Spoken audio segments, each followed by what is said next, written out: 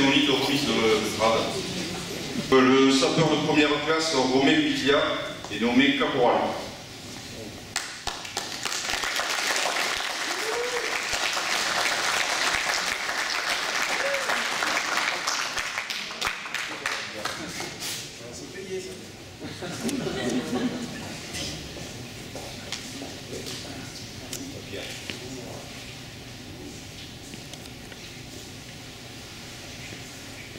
Le caporal-chef Paul Bergès est nommé sergent.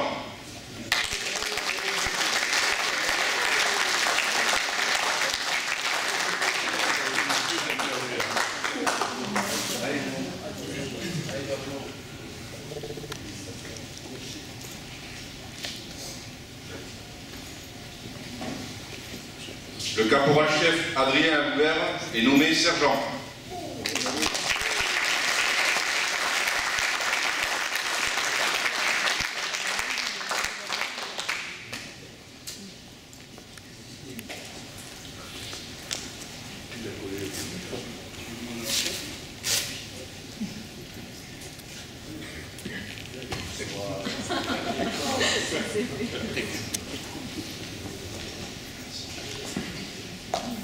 Et pour terminer, le caporal-chef Sylvain Lescoute est nommé également sergent.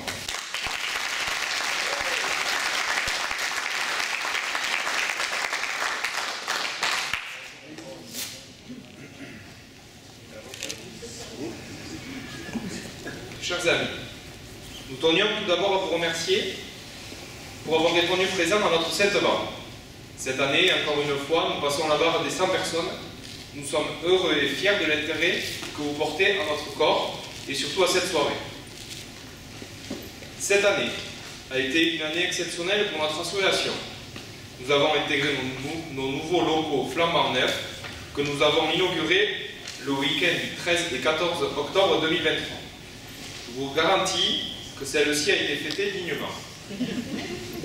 Pour conclure les remerciements, une pensée pour nos chers épouses et époux qui nous supportent, car par moments c'est pas facile. Petite projection pour 2024.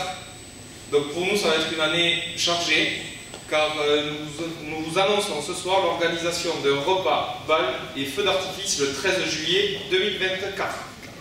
Donc notez dans vos agendas, réservez la date. C'est avec une grande satisfaction et un immense plaisir que nous vous accueillons ici pour fêter Sainte-Barbe.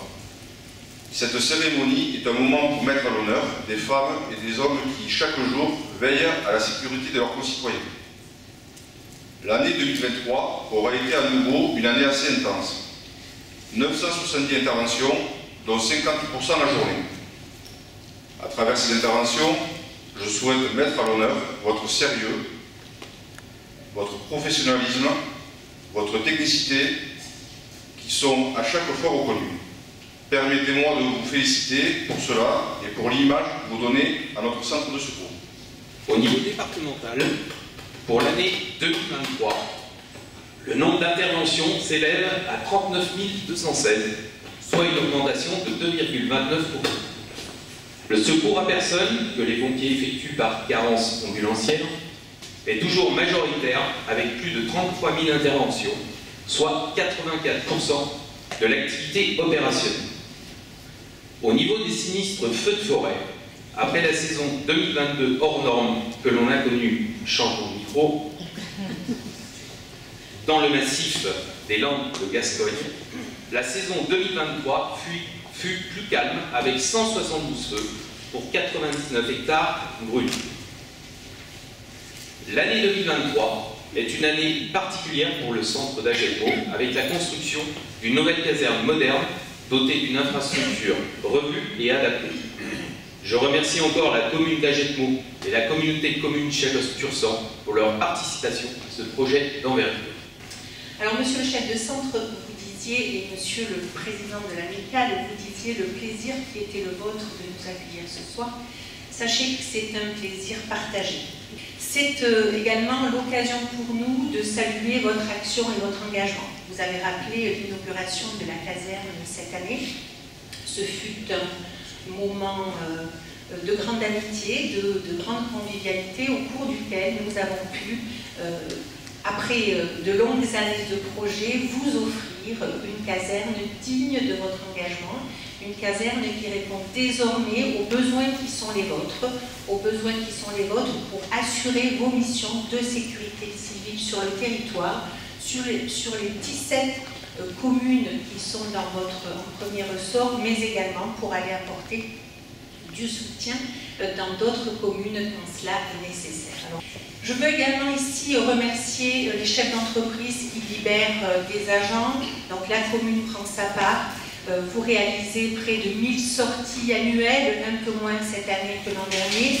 Et il faut couvrir, bien sûr, la journée et les nuits. Donc la commune prend sa part, des chefs d'entreprise prennent leur part. Et je les remercie puisque ce secours à la personne pour 80% tient, et je le redis, sur une caserne dans laquelle il n'y a que des bénévoles. C'est remarquable, vous êtes une de celles qui a le plus de sorties sur le territoire des Landes.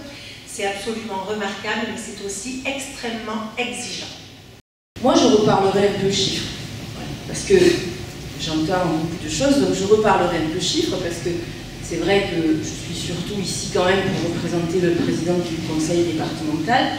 Je rappellerai l'engagement du conseil départemental, engagement financier extrêmement important, qui a été encore renforcé ces dernières années, qui le sera encore cette année avec un supplément de un peu plus d'1 million d'euros. Et je le répète à chaque fois parce que j'entends ci et là toujours, il y a eu un mouvement de grogne l'autre jour, chez les professionnels, pas chez les volontaires.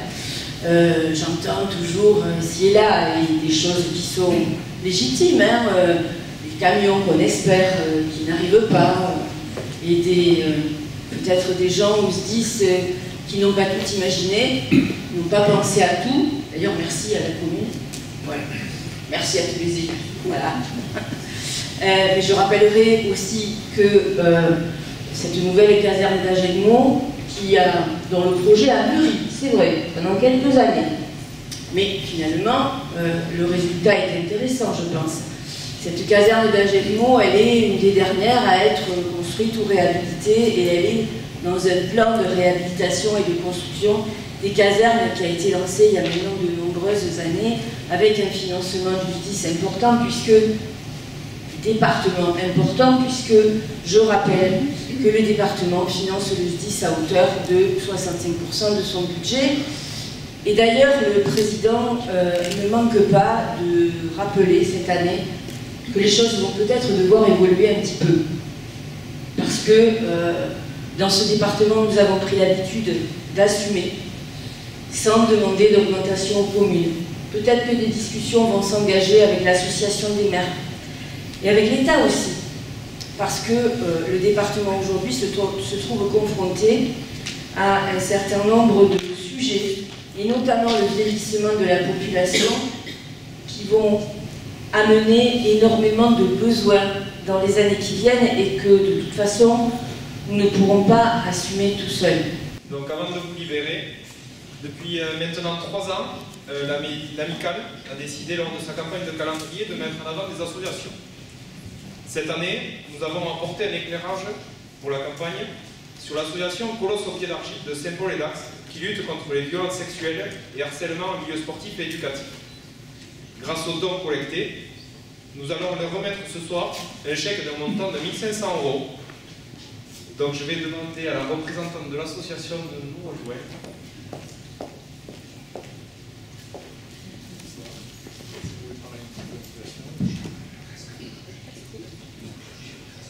Bonsoir tout le monde. Je suis Christelle Cardozo, chargée de mission prévention pour l'association de Colosse au pied d'argile, pour le secteur 40 et 64.